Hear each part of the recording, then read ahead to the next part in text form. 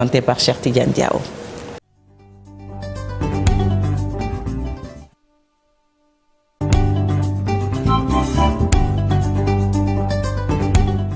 Premier bulletin que nous ouvrons avec l'affaire Mama Koundoul, un revirement spectaculaire, n'est-ce pas, Cheikh Tidiane? Ce sont les mots de l'Observateur, justement, les informations du quotidien l'Observateur sur la fausse grossesse de la dame confirmée ce matin. La dame en question, Mama Koundoul, avoue n'avoir pas dit la vérité sur sa grossesse face aux enquêteurs. Selon Libération, le gynécologue atteste qu'elle n'a jamais accouché pendant 9 mois. Elle a informé avoir mis des morceaux d'habits sur son ventre. La dame qui prétendait l'avoir retrouvée à Castor a été arrêtée. Son ami intime, qui savait qu'elle n'était pas enceinte, l'avait hébergée dans son domicile. Plus de détails à suivre dans la revue de presse de Chérividia. Ce sera tout à l'heure.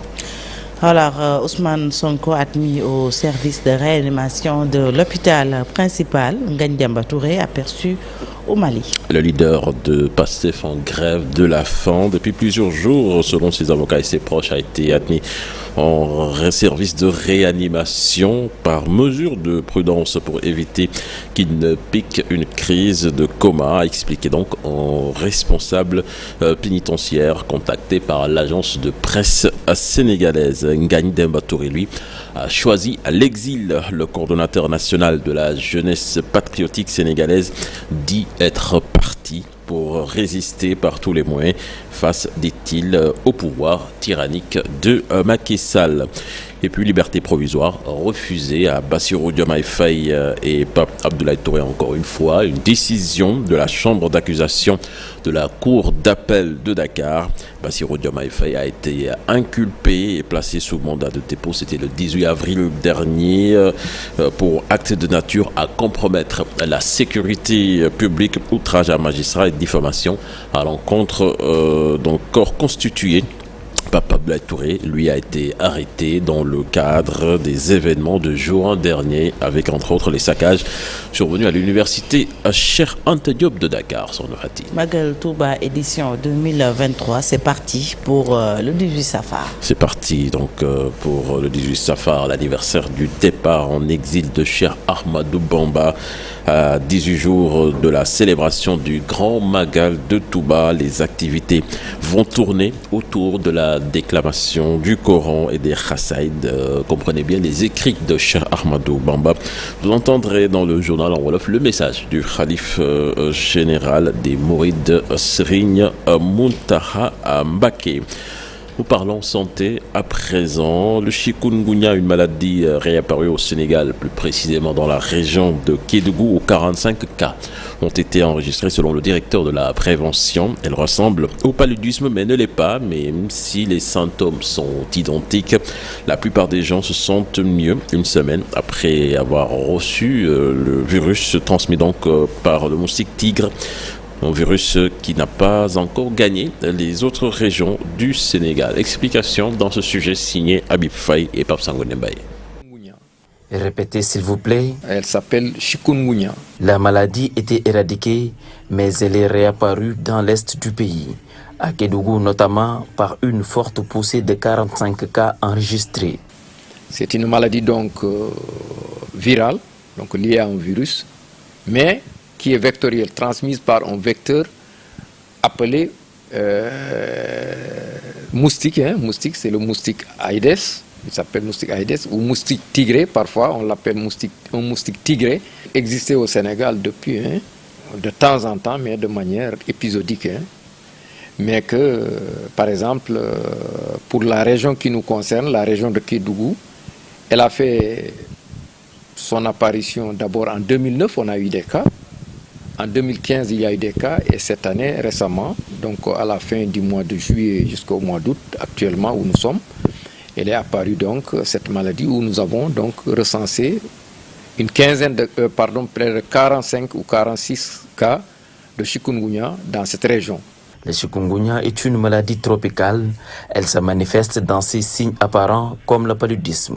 Mais les spécialistes établissent une nette différence. Donc, transmise donc par un moustique lequel moustique qui, en piquant une personne, s'il est infecté, cette personne pourra développer la maladie entre 8 à 12 jours après la piqûre infectante.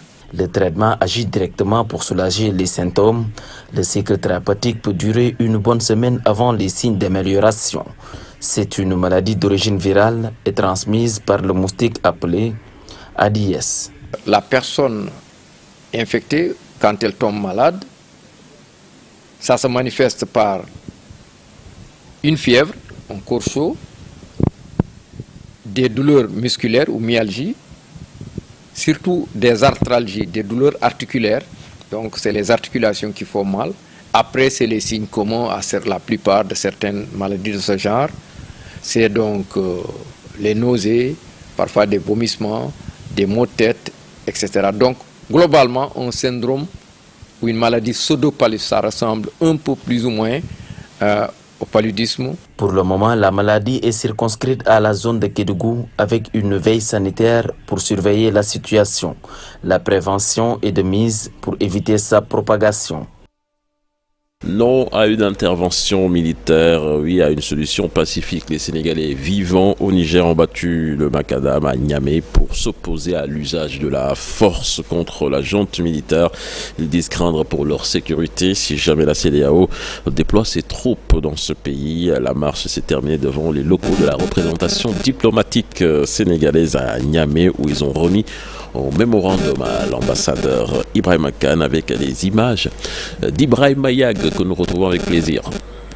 Les drapeaux sénégalais et nigériens en exergue, ils ont arpenté les rues de Niamey pour dire non à une intervention militaire de la CEDEAO. Tous les parents au Sénégal ont stressé, tout le monde nous appelle. Et que vraiment nous ici on est à l'aise. S'il n'y a pas de militaires, on est en paix. Et si les militaires viennent, ils n'ont qu'à savoir que les Nigériens ont dit qu'ils vont commencer avec la personne qui a envoyé ses soldats. Donc nous on n'est pas d'accord pour que le président envoie des militaires ici au Niger. Point de chute de cette marche de soutien au peuple nigérien, l'ambassade du Sénégal à Niamey où un mémorandum est remis à la représentation diplomatique. Nous, communauté sénégalaise vivant au Niger, sommes réunis ce jour 17 août 2023 devant notre ambassade pour dire non à des sanctions lourdes contre le Niger, non à une intervention militaire, oui à une solution diplomatique, oui à une CEDEAO des peuples. L'ambassadeur, pour sa part, a magnifié l'intégration de nos compatriotes au Niger avant de promettre de transmettre le dit mémorandum à qui de droit. Et vous êtes vraiment, vous, aujourd'hui, un témoignage vivant de ce qu'est la vie des Sénégalais au Niger. Est-ce qu'on vous accepte ou est-ce qu'on ne vous accepte pas? Quand je vous entends parler le germain avec un ton aussi clair, ça suffit pour dire que vous êtes bien intégré au Niger. Bien pris note de monsieur le secrétaire général du mémorandum que vous avez remis. Et je voudrais vous assurer et vous rassurer sur le fait que ce mémorandum sera dès aujourd'hui transmis à qui de droit, ça veut dire aux autres autorités sénégalaises. Merci. Ça, je peux vous l'assurer.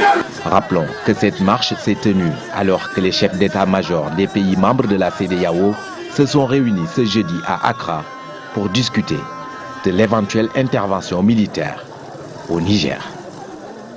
Basket avant de finir ce bulletin Fati avec le tournoi de préqualification olympique zone Afrique, le Sénégal qui termine leader du groupe A suite à sa victoire face au Mali 74 à 71 grâce au duo Branco Badio et Youssou Ndoye en demi-finale. Ce samedi, le Sénégal va rencontrer le deuxième de la poule B. Ce sera entre la Tunisie ou l'équipe de la Guinée. Je vous propose de suivre l'entraîneur Pabi, très satisfait quand même de la performance de ses joueurs. L'objectif du match c'était de gagner au bout de ce match. Mais rien de cela n'a été fait durant pratiquement 25 minutes. Il va falloir au monde, mais ça fait du bien quand même de gagner dans la victoire. Je ne retiens que la victoire, mais il va falloir à marcher, à réfléchir le plus longtemps possible. Voilà, bravo donc à Lyon. Le chemin est encore long quand même pour atteindre les Jeux Olympiques de Paris 2024 sur le Fati. Merci beaucoup, Cheikh Tidiane Diao. Tout de suite, la page, ton ami Chérif. Tout de suite, la page internationale.